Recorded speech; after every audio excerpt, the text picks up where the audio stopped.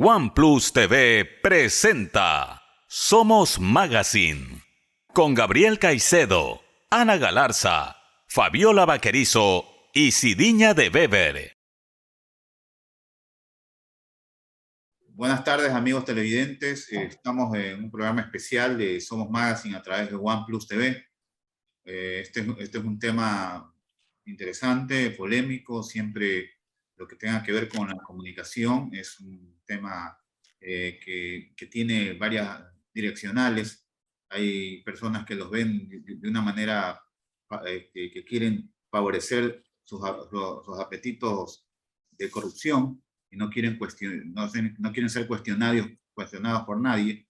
Entonces, ahí estamos en esa confrontación entre los que queremos la verdad, queremos denuncia, que queremos la verdad, y otros que la quieren ocultar.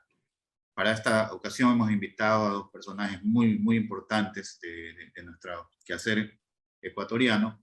Primero a la ponente de la nueva ley, que es la asambleísta Marjorie Chávez, que es asambleísta del Partido Social Cristiano, y tenemos también a Ramiro Rivera, que fue ex vicepresidente del Congreso Nacional, lo que ahora es la Asamblea, y también es presidente del directorio del Diario del Comercio de Quito. Bienvenidos y bienvenidas. Marjorie Chávez es una asambleísta representante de Pichincha, del Partido Social Cristiano. Fue la única asambleísta del partido que entró y lo hizo de una manera muy amplia. Fue una cosa típica, una situación atípica en la política que ella haya logrado, siendo que el partido no tiene no tiene una tendencia muy fuerte en los últimos años. Antes lo fue, la época de Camilo Ponce, pero ahora en los últimos tiempos no lo había tenido. Ella es una empresaria, emprendedora, política, comunicadora, maestra activista de temas de género, político de 38 años, economista, abogada, con varias maestrías y diplomados en negocios, derecho, finanzas, gobernanza y liderazgo, desarrollo directivo, género, políticas de mediación, diplomacia, ONG y coaching, además de varios programas de grado superior. Bienvenida, Marjorie. ¿Cómo presentaste esta ponencia y cómo se ha hecho el proceso? ¿Cuáles han sido los giros que han tomado esta acción y hacia dónde lo quieren orientar los que nosotros conocemos perfectamente y están completamente identificados? Bienvenida. Muchas gracias, Gabriel. Un abrazo, Fabiola, a Ramiro y a todos quienes nos están escuchando. Para mí siempre es un honor poder estar en tu espacio. Sabes que te aprecio mucho y que valoro mucho el trabajo periodístico que ustedes realizan. Yo soy, como tú lo mencionas, la ponente del informe de mayoría. La comisión donde se trabajó el proyecto me eligió a mí y a la par, digamos, también soy una de las personas que presentó una de las reformas que se articularon para generar este informe, que fueron 5, vinieron desde el Ejecutivo y también de diferentes bancadas. Mi propuesta fue presentada junto con Fernando Villavicencio y buscaba, pues, incorporar varios elementos dentro de este informe. Fue debatida ampliamente, al igual que todo el informe de mayoría. Recibimos más de 48 comparecencias, tuvimos varias mesas técnicas, conversamos con la sociedad civil, con la academia, con universidades, con diferentes actores que son parte del ecosistema de comunicación, ¿verdad? Y por supuesto con la ciudadanía. De hecho, el proyecto que presentamos junto con Fernando es un proyecto que nace desde la sociedad civil con un trabajo de la hoja de ruta de la libre expresión que pues aglutinaba estadísticas y un trabajo con relatores por más de 5 años, 6, bueno, hasta que hemos llevado a cabo este proceso del informe. Y dentro de la comisión, por una moción realizada por mí dentro de las sesiones, se votó por unanimidad que fuera un nuevo proyecto, no que fuera una reforma. ¿Y esto por qué, Gabriel y amigos? Es porque, si bien en técnica parlamentaria no hay un parámetro establecido, un porcentaje de cuál es, hasta qué punto es una reforma o hasta qué punto es una nueva ley, si lo que estábamos buscando era cambiar totalmente el modelo, es decir, la estructura del proyecto, tenía que ser una nueva ley. Yo hice esta moción dentro de la comisión y por unanimidad se aprobó. Y fueron 8 de 9 votos, pero estábamos solo 8 asambleístas presentes. Por eso, digamos, fue por unanimidad. Todos quienes estábamos en ese día aprobamos que sea un nuevo proyecto, no simples reformas. Y pues nos llama la atención que ahora, de la noche a la mañana, quieren ingresar un informe de minoría que no fue debatido, que son solamente reformas y además reformas nocivas, inclusive que tratan de retroceder los pocos avances que ya se habían logrado desde el 2013, 2019 en materia de libre expresión. Un informe que ni siquiera fue defendido por sus ponentes dentro de la comisión porque el día que tenían que hacerlo no asistieron, y que ha sido pues poco difundido, ¿verdad? Lamentablemente este informe de minoría busca con poca rigurosidad retroceder en lo que habíamos pensado, cuál era el espíritu de esta intención dentro de la comisión, que era pasar de un modelo de censura previa, directa e indirecta, a un modelo de responsabilidad ulterior y corregulación. Si bien pues fue muy difícil aglutinar 5 proyectos de ley que venían de diferentes bancadas, inclusive del Ejecutivo, se logró. El trabajo del equipo asesor fue importante, fue muy profundo y fue muy responsable. Y la responsabilidad pues de varios legisladores de apoyar este proyecto en un momento también políticamente convulsionado dentro del Parlamento, sin mayor análisis, que responde más no a la responsabilidad sobre la libre expresión, sino a pues componendas políticas de coyuntura. Y esto es realmente peligroso porque estamos hablando de libre expresión, no es otro proyecto, ¿verdad? Así que hoy, mis estimados amigos, esto está en manos del presidente. Aún están corriendo los días para ver si llega un veto total o un veto parcial. Yo esperaría, y porque hemos escuchado ya pronunciamientos por parte del Ejecutivo o por sus asambleístas, de que debería ser un veto total o que nos permitiría como legislativo volver a abordar este proyecto en un año.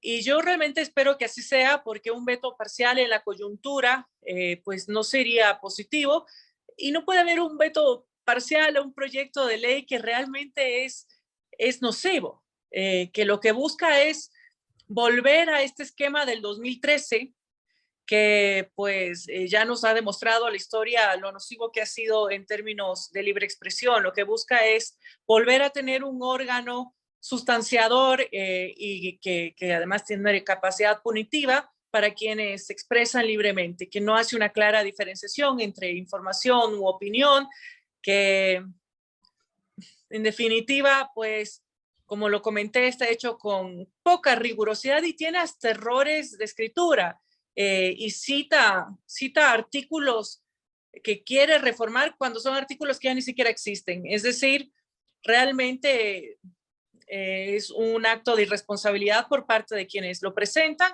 con intereses perniciosos de por medio, de quienes no buscan dar una herramienta para proteger a la opinión pública, sino más bien para proteger a ciertos políticos que tienen miedo a la verdad. Bien, bien. Antes de pasar a las preguntas de mis compañeras Ana Galarza, Ciña de Weber y Fabiola Vaquerizo, quiero presentar a Ramiro Rivera. Luis Ramiro Rivera Molina ocupó la vicepresidencia del Congreso Nacional en el 2003 y 2005. Es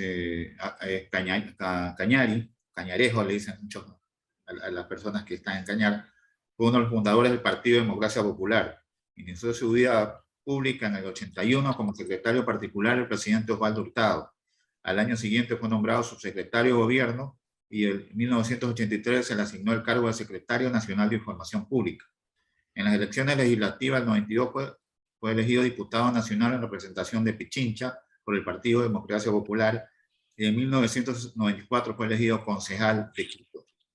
Para las elecciones legislativas del 98 fue elegido como un nuevo periodo como diputado nacional por la ADP convirtiéndose en jefe de bloque del partido en las elecciones de 2002, fue reelecto el mismo cargo, siendo uno de los pocos legisladores que no desertó del mismo luego de la desafiliación del expresidente Hurtado. Bienvenido, Ramiro, a este programa. Ahora, actualmente él ostenta la presidencia ejecutiva, la presidencia del directorio del Diario del Comercio, uno de los diarios más importantes del país. Después de la primera ponencia de la asambleísta Marjorie Chávez, ¿qué puede usted decirnos al respecto? ¿Nos puede aclarar esta especie de manoseo de una ley que estaba orientada hacia otras situaciones y ahora quiere volverlo al viejo fantasma correísta? Gracias Gabriel, y un gusto compartir con Marjorie, a quien le expreso mi reconocimiento y felicitación por todo su trabajo de altura, de inteligencia, de mesura, de equilibrio. Igual pues mi satisfacción de compartir con Fabiola, con Ana y con Cindia de Weber. Bueno, yo pensaba y decía, ¿cómo es posible que mientras los ingleses en el siglo XVI y XVII reconocían en declaraciones el derecho consuetudinario, el valor de la libertad de expresión, el valor de la palabra, instituida en todas las sociedades democráticas? Probablemente los señores asambleístas del correísmo, los correístas de Pachacuti y los caballeros disidentes de la izquierda democrática no saben lo que ha pasado en el mundo. Probablemente no conocen lo que implicó la famosa sentencia de la Suprema Corte de los Estados Unidos, me parece que en 1964, en el famoso caso Sullivan versus New York Times, donde se dijo más o menos que la libertad de expresión, la libertad de información del comunicador estaba aún por encima de la eventual difamación que pueda constituir determinada declaración o afirmación. Y usted tiene, Gabriel, sentencias a lo largo de los países europeos a través de la Corte Europea, del Tribunal Europeo de los Derechos Humanos, de la Corte Interamericana de los Derechos Humanos. Hay varias sentencias que obligó, por ejemplo, a países como Argentina, Chile y Uruguay a despenalizar la calumnia. Varias sentencias de tribunales internacionales en donde se protege el discurso de la libertad de expresión, más cuando el aludido ejerce el poder de un Estado. Pero ellos no se han enterado de que parte de la información es la opinión. Es decir, cualquier opinión será perseguida, judicializada y enjuiciada. Llegan a la barbaridad, yo les calificaría como una suerte de talibanes de la información o de ayatolas de la verdad, de poner que el Estado garantice el derecho a la verdad. Por favor, parecería como que el Estado va a garantizar la felicidad suprema. Acuérdese usted de ese ministerio ridículo que creó el coronel Chávez, ¿no? O del Ministerio de la Virtud que hay en los países musulmanes, o en el Ministerio de la Suprema Felicidad y del Buen Vivir, como lo hizo el señor Correa. Vamos a tener entonces que crear el Ministerio de la Verdad que está en la novela de George Orwell, ¿no es cierto? Donde es el Estado el que dice lo que es verdad y lo que es mentira, y nombrar comisarios de la verdad que serían de la Defensoría del Pueblo.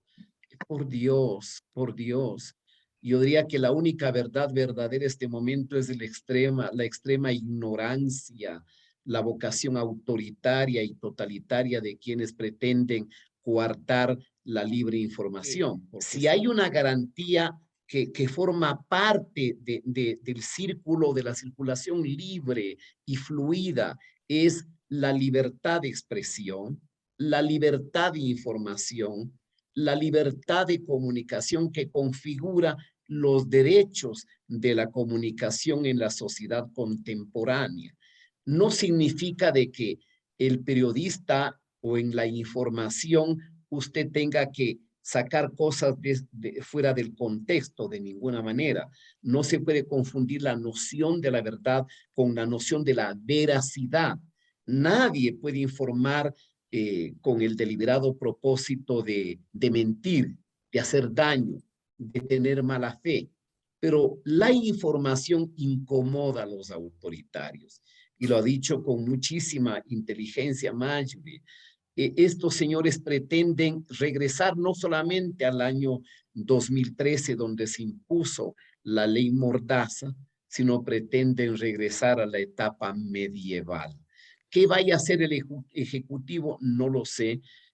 Probablemente pienso que estarían considerando la posibilidad de un veto parcial, sabiendo que a lo mejor no habrá las 2/3 partes, pero si es en eso lo que eventualmente estaría pensando el gobierno, deberían dialogar con los asambleístas del Partido Social Cristiano, con asambleístas de Izquierda Democrática y de independientes, gente que conoce la noción de la libertad de expresión y valora los principios de la democracia.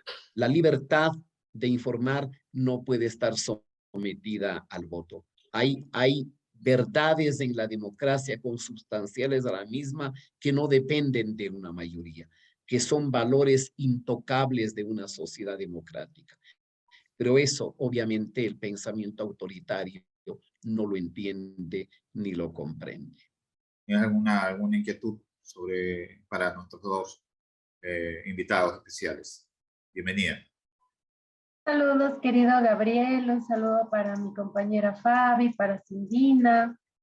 Muchísimas gracias a Marjorie, a Ramiro por estar en este espacio. Este tema es muy importante y muy importante también porque si bien es cierto la libertad de expresión es un derecho humano que tenemos todas las personas, pero es así también como quien tiene esa libertad de expresión tiene la obligación de expresarse dentro de donde comienzan los derechos de la otra persona. Los derechos de las personas es conocer la verdad, pero muchas veces se dice la verdad, pero hay otras pocas veces que tergiversan la verdad para manipular a la gente y beneficiarse de esa manipulación de la gente, sobre pretexto de la libertad de expresión. Y voy a poner un ejemplo reciente que se dio en un medio de comunicación que corresponde a cierta prefectura del país. Esta radio estaba hablando del patrimonio de los generales ahorita de la policía y daba a entender a la ciudadanía como que han tenido un incremento de patrimonio sospechoso. Entonces a mí eso me llamó la atención, me pongo a investigar y sí, había un aumento de patrimonio, pero por ejemplo en un caso era porque el papá de un general había fallecido y él había recibido su parte de la herencia, pero eso no dijeron, ya es una verdad a medias. En el caso de otro general era porque le estaban incluyendo sus fondos de cesantía, que es su derecho, no es irregular, pero tampoco lo dijeron. Entonces, muchas veces se cobijan en la libertad de expresión unos pocos para desinformar a la gente, para destruir el nombre y la imagen de una persona. Que si es que ha hecho algo indebido, pues realmente sí es correcto que reciba un escarmiento y un escrutinio de la gente. Pero cuando se tergiversan las cosas y se dicen verdades a medias, e incluso dentro de la libertad de expresión está el no expresarse, el callarse a sabiendas de lo que se está diciendo no es como se está diciendo, sí afecta a la verdad, que es algo que es, por ejemplo, por lo que deberían velar los medios de comunicación, para que nada ni nadie pueda manipularnos a nosotros que estamos pendientes de la información. ¿Qué opinan ustedes, Marjorie o Ramiro? Primero Marjorie, como dijo antes Gabriel, las damas primero. sobre, por ejemplo, en las páginas trolls, que ponen, literalmente ponen información falsa como que fuera el comercio, como que fueran otros medios de comunicación, para de esa forma generar zozobra, malestar, linchamiento mediático. ¿Qué hacer al respecto? Porque si se cobija eso dentro de la libertad de expresión, entonces también se estaría afectando pues el derecho al buen nombre y a la honra que tienen las personas. El derecho al buen nombre y a la honra en el trabajo que habíamos realizado, por supuesto, está protegido. Pero respecto a los ejemplos, por ejemplo, que nos menciona Ana, son funcionarios. Y recordemos que todos los funcionarios, empleados de gobierno o candidatos a cierta elección, tenemos que tener un umbral de tolerancia diferente, porque estamos permanentemente en el escrutinio público. Y nuevamente quiero hacer énfasis, el hacer una ley de libre expresión no es ni para funcionarios públicos ni para políticos. Es una ley para proteger a las audiencias, para proteger a la ciudadanía. Los funcionarios públicos, por supuesto que somos seres humanos, ¿verdad? Los políticos en general. Pero para eso está la ley, que define los límites del exceso. Las herramientas con las que tú cuentas, rectificación, réplica, o el tema de la calumnia, el tema de la injuria, pero siempre por vías judiciales, no un órgano superdotado que decide qué está bien y qué está mal, que tiene la capacidad de sustanciar una investigación y no solo sustanciarla, sino luego sancionarla, que es lo que están pretendiendo volver con ese informe de minoría. Lo dijo Ramiro en su intervención, el Estado no es el dueño de la verdad. ¿Quién es el dueño de la verdad? Es decir, definamos qué es la verdad. Y justamente en este ejercicio plural es donde realmente puedes encontrar la verdad. Si no hay pluralismo, no vas a encontrar verdad. Y hay una diferenciación muy clara, también hizo referencia Ramiro, entre la opinión y la información. La información tiene que ser contrastada y verificada. La opinión es una opinión, pero por lo menos debe ser informada, debe tener criterio. Y todo esto se lo ha trabajado con respeto a las recomendaciones de relatores internacionales, todos los avances, la normativa internacional, mucha de ella lo mencionó también Ramiro, normas constitucionales vigentes en el Ecuador, acuerdos firmados de los cuales hemos suscrito y tenemos que cumplirlos, pero aún teniendo todo esto, seguimos intentando retroceder. Inclusive se habla de la neutralidad en los medios de comunicación. Bueno, ¿quién define lo que es neutral y quién lo que no es neutral, verdad? Lo importante es tener un sistema de justicia que te dé la posibilidad de ante hechos como los que mencionaba Ana, reaccionar y defenderte, pero no un órgano sustanciador que además es parte del Ejecutivo, de alguna manera, o del poder, que va a decidir cómo hacerlo. Creo yo que tiene, por supuesto, la razón, hay varios casos, pero lo importante es que una norma tiene que garantizar los límites del exceso y dar las herramientas siempre en vía judicial. Los parámetros internacionales que están definidos ya nos dicen claramente qué es una opinión, qué es una información, cuál es el umbral de tolerancia que tenemos que tener y cuáles son también como ciudadanos, independientemente de tu estatus, las herramientas jurídicas a las que puedes tener acceso. Y de hecho, en el informe de mayoría modificábamos los tipos penales de acuerdo a la normativa internacional respecto a la calumnia y la injuria, la rectificación, la réplica y demás. Pero realmente lo que queremos hoy en este momento, pues es no tener que por lo menos retroceder. O sea, si ya no logramos avanzar, no retroceder. El debate siempre ha sido bueno, ha sido importante, pero finalmente hay una decisión política que ustedes conocen muy bien, que no ha pasado por un análisis de lo que realmente significa.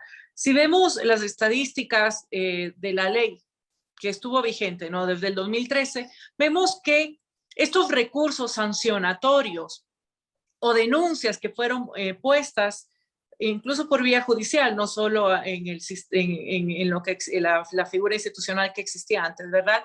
Fueran puestas en su mayoría, por casi el 70%, por políticos en funciones. Es decir, seguimos viendo asambleístas que tienen miedo, que quieren hacer legislación para protegerse ellos de la opinión pública y no para proteger a las audiencias, que tiene que ser nuestro mayor objetivo. Otro de los temas que también hay que hacer énfasis es en todos los intentos de eliminación de censura.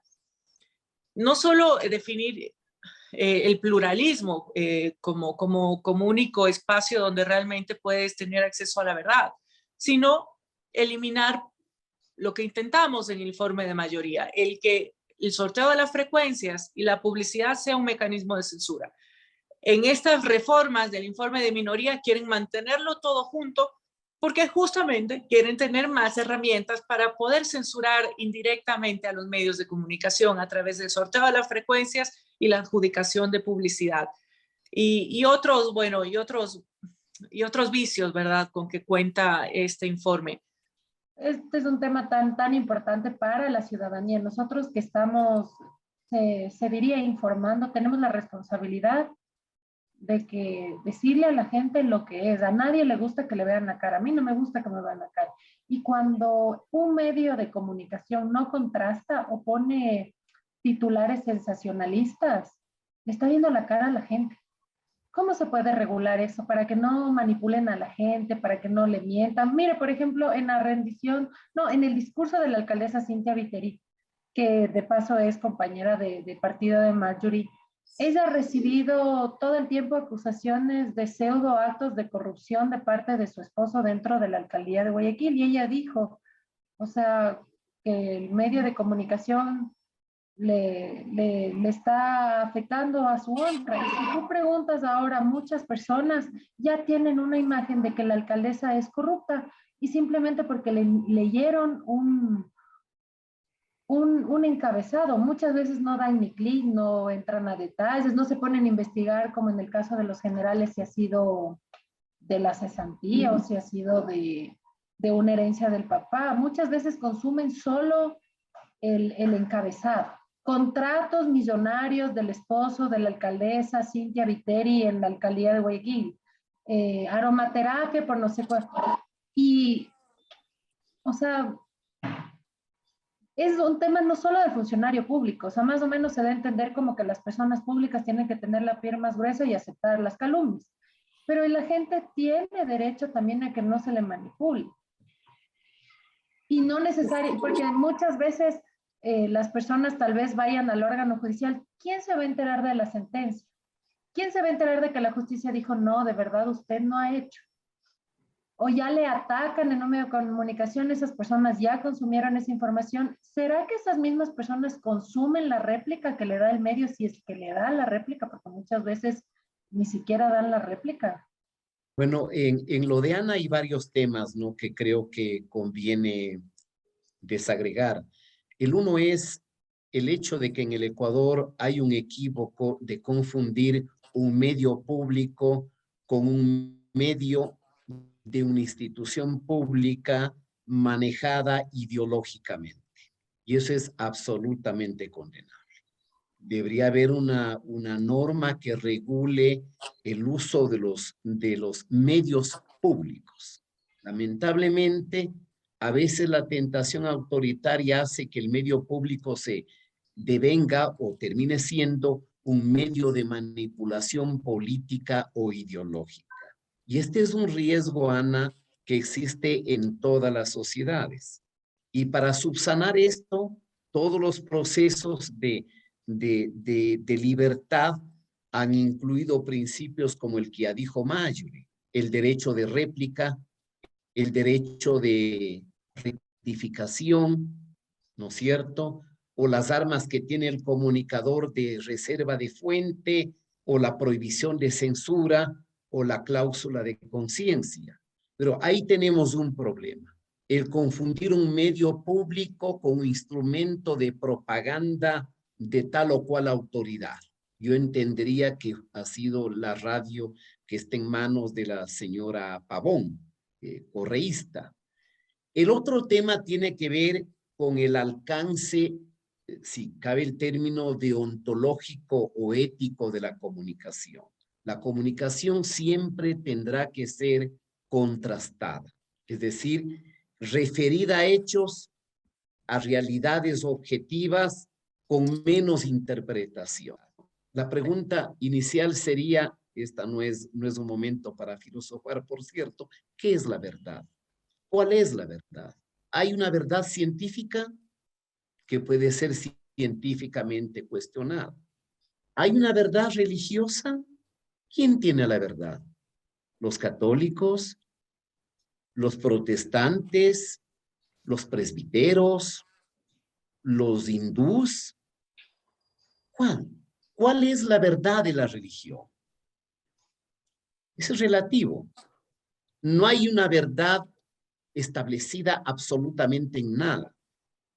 Porque creer que los 18 millones de ecuatorianos, que son una población heterogénea y diversa, tiene un sentido unívoco de la verdad, bueno, entonces cambiemos el Ecuador y pongamos República Islámica del Ecuador, donde va a ser algún ayatollah el que diga la verdad. Cada ser humano tiene un concepto de la verdad, de tal manera que es un elemento absolutamente subjetivo o intersubjetivo, podríamos decir. Lo que se trata es de exigirle a los medios de comunicación mayor objetividad, mayor rigurosidad, mayor contrastación.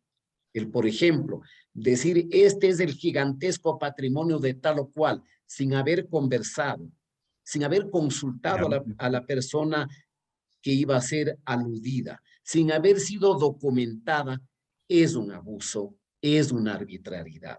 Y para eso el ciudadano común y corriente sí tiene armas para defenderse. Pero el principio de la comunicación, y lo ha dicho Marjorie, va en la línea más bien de reforzar el valor de la libertad de expresión. ¿Ya?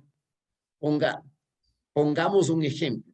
Una cosa es que el poder abuse de la información, poder económico, poder político, para mancillar diríamos, la honra o la dignidad de un ciudadano de la calle común y corriente. Otra cosa es el valor que debe tener la libertad de expresión del ciudadano en función o en contra de quien ostenta el poder. La tendencia del mundo es reforzar y proteger la libertad de expresión de los ciudadanos y achicar, aunque parezca tonto, achicar el umbral de protección que tiene aquel que ostenta el poder económico o el poder político. Porque no cabe que quien teniendo todo el poder político además sea inmune.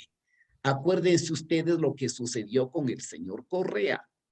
El señor Correa dijo que tenía dignidad y honra, que por cierto la tienen todos. Dignidad humana tiene todo ser humano por el solo hecho de existir. Y penalizó una opinión, el de Emilio Palacio, y le pidió 80 millones de dólares y logró una sentencia fabricada por el poder en 40 millones de dólares. Entonces, no podemos o no puede una sociedad darse el lujo de aprobar un ordenamiento jurídico que proteja al poder, que lo vuelva inmune, que lo vuelva todopoderoso, que lo vuelva invencible. Y ahí hay cantidad de sentencias. Ya he citado la de Sullivan versus New York Times. Hay muchísimas sentencias en el Tribunal Europeo, en la Corte Interamericana de Derechos Humanos. Hay esta famosa sentencia, me parece, Skimmel versus Argentina o Sunday Times versus Reino Unido. Todas las sentencias, Ana, todas las sentencias de estos tribunales internacionales van hacia la protección de la libertad de expresión en contra o frente a quien ostente el poder. Ahora bien, ¿qué hacemos con las redes sociales? Bueno, es mucho más complicado, porque para comenzar, primero, las redes sociales son de naturaleza planetaria, no tiene un territorio, no tiene un límite. Bueno, eso va a ser una pelea perdida por ahora, ¿no? No sabemos Así es. qué otra... Así Ahí, es. la misma tecnología que nos metió en ese lío tendrá que ayudarnos a resolverlo. Y usted sabe, Gabriel, que las grandes plataformas ya tienen algunos límites, ¿no? Para descubrir perfiles falsos, plataformas inventadas, manipulación.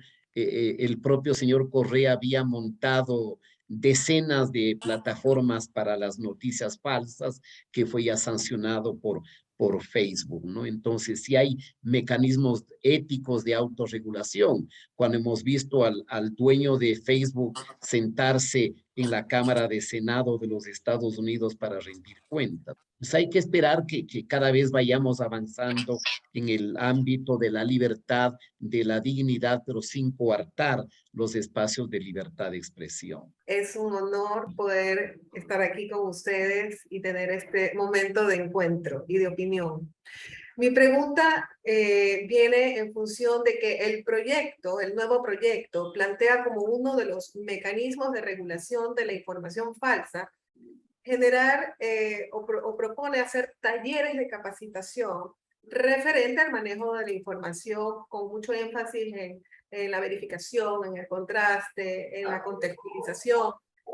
¿Ustedes creen realmente que sería eficiente? Bueno, estos talleres son para los medios de comunicación. ¿Creen realmente que esta sería una solución?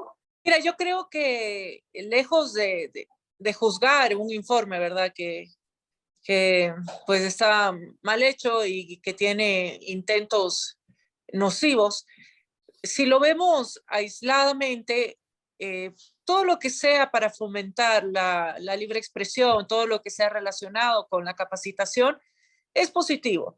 De hecho, en el informe de minoría igual copian y pegan varias partes del informe de mayoría en el articulado, ¿no? Y una de las cosas que habíamos trabajado con profundidad eran las nuevas funciones de este llamado Consejo de Comunicación, que pues iba a modificarse en su composición y en las atribuciones que tenía.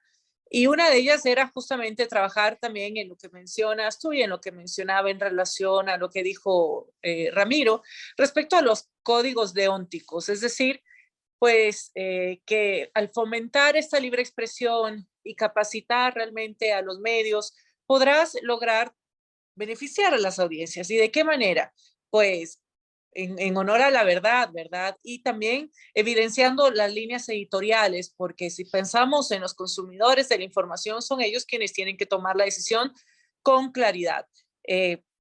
Pero, pues, depende de quién va a hacer estas capacitaciones, ¿verdad? Porque si vamos a capacitar para seguir capacitando mecanismos de censura directa o indirecta, pues será nocivo. Es peligroso porque si no, pues seguiríamos teniendo eh, un Estado o un poder que sigue infiriendo por todas las formas posibles, ¿verdad?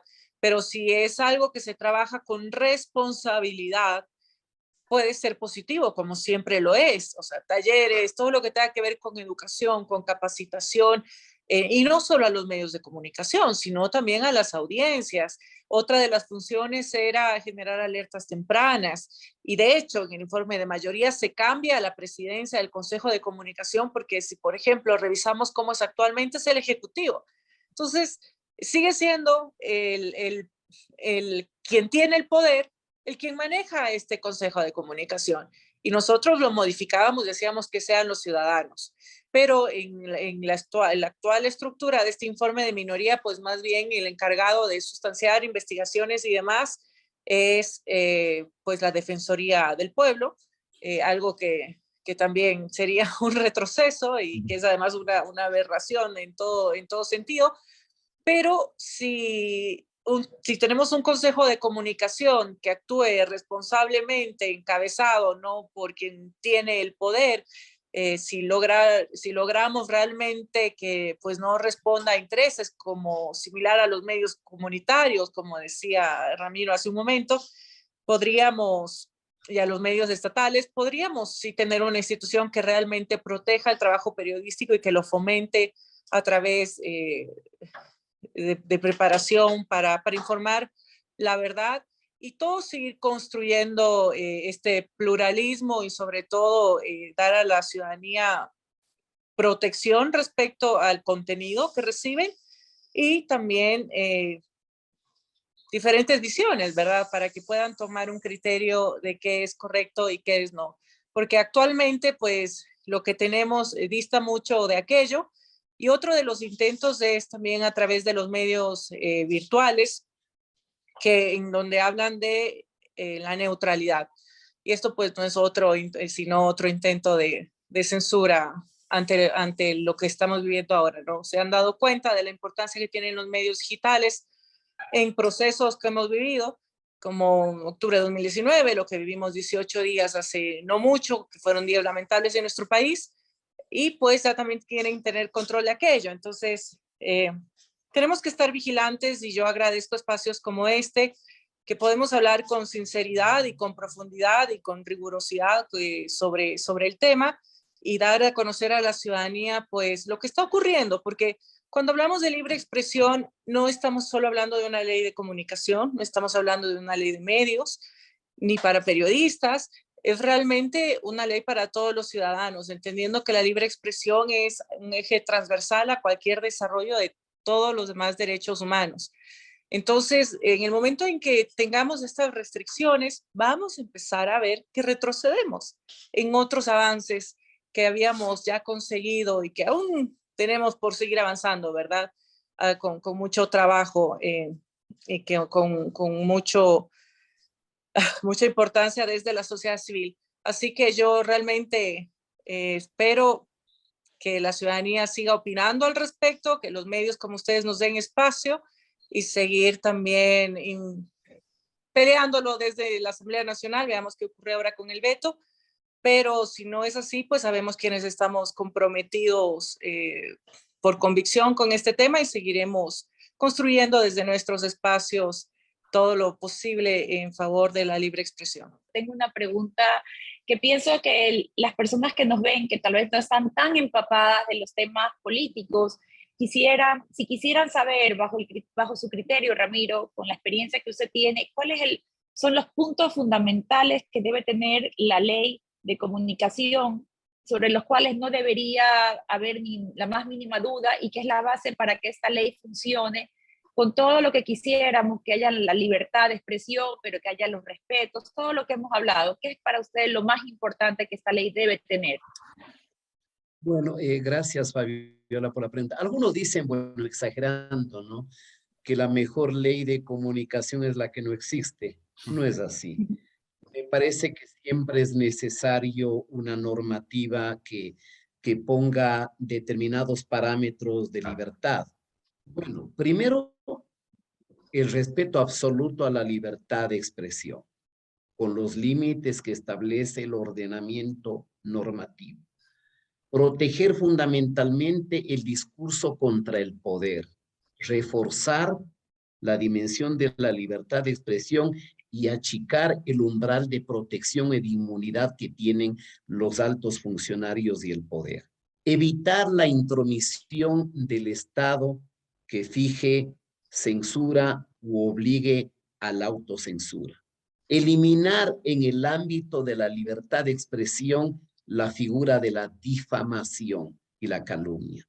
Eso está eliminado en todos los países europeos y en países como Chile, Colombia y Uruguay, porque la Corte Interamericana de Derechos Humanos lo obligó.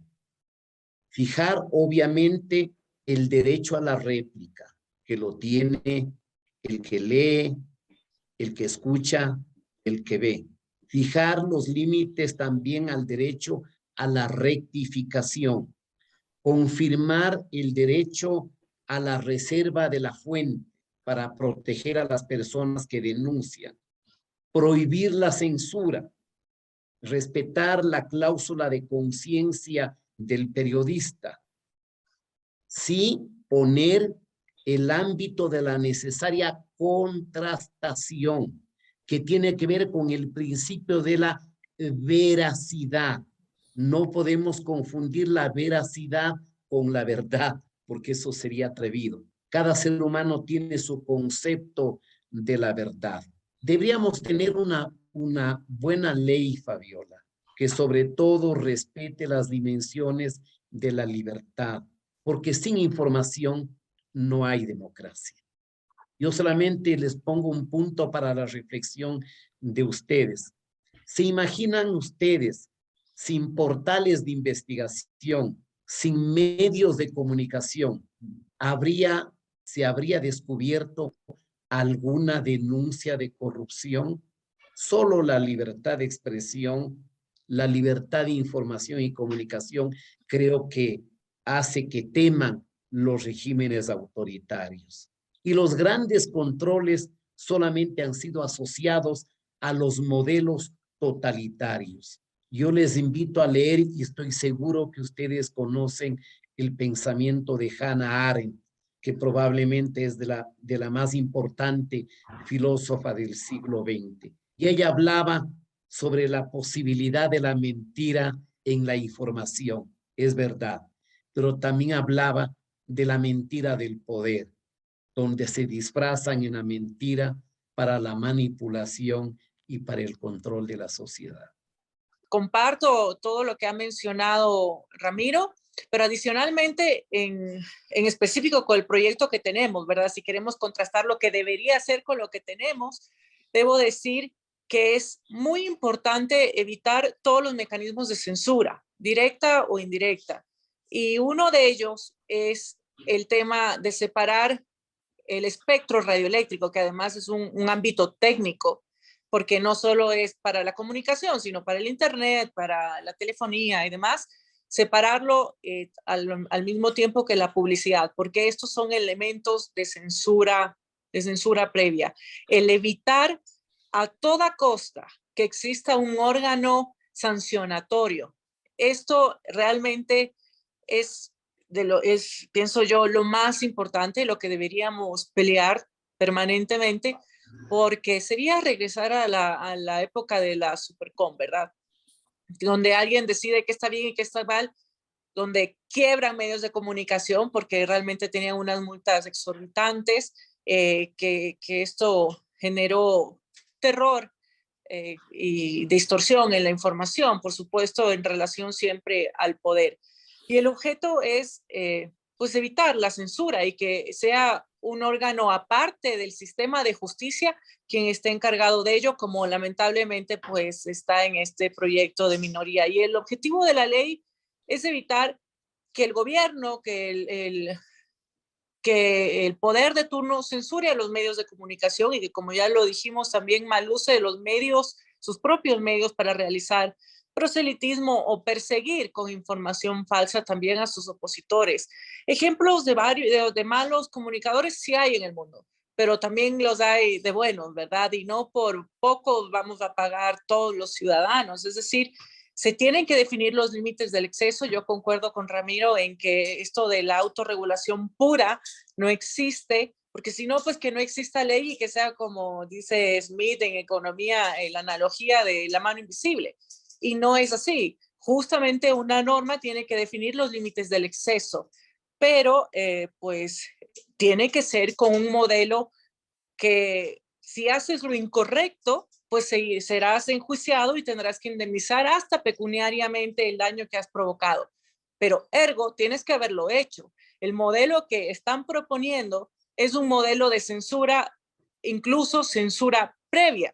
Es decir, ni siquiera has emitido la opinión o la información y ya está siendo censurado. Y todo esto pues tiene que ser evidenciado de alguna manera. Así que yo les agradezco nuevamente el espacio y ya les contaré igual desde el Parlamento cómo avanza la situación. Gracias, Gabriel. Ha sido un gusto compartir con todos ustedes y quedo abierta a cualquier pregunta. Somos Magazine se ha sentido honrado por la presencia de dos personas que han aportado muchísimo y también la gente que tenga la oportunidad de ver este programa, que han aportado muchísimo. Este sería un debate unos 5, 6, 7 horas seguidas y sin embargo no nos podríamos poner de acuerdo en todo. Hay una parte todavía que no hemos tocado y que de pronto sería materia de otro programa y espero tenerlos a los dos también aquí con nosotros. Es el tema de las redes sociales, donde la gente se mete a decir cualquier cosa en redes sociales y hacen que esas mentiras sean como cuando los delincuentes inducen a niños a robar porque saben que no les va a afectar la ley como le afectaría a un mayor. En todo caso, eso tiene que ser regulado. La tecnología, como hablábamos hace un momento con Ramiro, nos ha impuesto este debate, y la misma tecnología lo tendrá que sacar a este lío porque no hay cómo regularlo todavía. Estoy muy agradecido con ustedes. Muchísimas gracias por haber estado con nosotros. Los dejo con las palabras finales a ambos. Gracias, realmente siempre para mí es un placer compartir con ustedes. Muchas gracias, me hubiera gustado también verlos. Ojalá pronto podamos hacer estos espacios físicamente y volver a verlos, a Ramiro, a Fabiola, a Anita, a Gabriel y a todos. Yo siempre dispuesta y agradecida, no tengo más que palabras de gratitud porque su apoyo ha sido evidente desde el proceso. Lo dijo Gabriel, podríamos pasarnos horas hablando del tema y quizá no llegamos a todos los puntos en común, ¿verdad? Y este proceso en la Asamblea Nacional ha tomado más de un año, pero es el resultado de un trabajo responsable. Estoy hablando, por supuesto, del informe de mayoría. Yo creo que la ciudadanía tiene que conocer, y ya para terminar, que habemos quienes sí estamos trabajando con responsabilidad, que no estamos de acuerdo con cómo están llevando este tema, por componendas políticas que realmente con responsabilidad. Hay muchos asambleístas que hasta cuando escuchas el debate dentro del pleno, escuchas sus experiencias, cuando un medio le dijo y otro medio le dijo, y pues le dijeron algo que no le gustó, luego él pidió rectificación, tardaron en hacerlo, no lo cumplieron, es decir, seguimos hablando desde sus experiencias personales, como funcionarios públicos, como políticos, cuando realmente lo que estamos buscando no es que 137 asambleístas legislen en favor de ellos, ni de los políticos de turno, sino en función de beneficiar a la ciudadanía y en este caso dar herramientas a la opinión pública para poder investigar y poder ser un contrapeso de quien sea que esté en el poder. Ya vemos quienes sí estamos comprometidos con ello. Así que pues yo les seguiré contando y siempre dispuesta a estar en su espacio y agradecida por poder compartir con Ramiro, un profesional a quien admiro mucho en este espacio. Así que les mando un fuerte abrazo desde Quito. Gabriel, muchísimas gracias por la invitación. Me tiene siempre a las órdenes.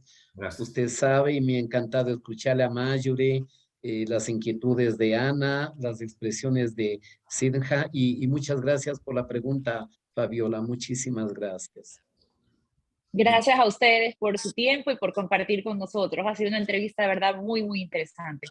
Yo también agradezco y de verdad, repito, muy honrada, los admiro a los dos, así que feliz de haber podido tener esta oportunidad de encuentro. Como siempre, muchísimas gracias por haber compartido este espacio con todos ustedes.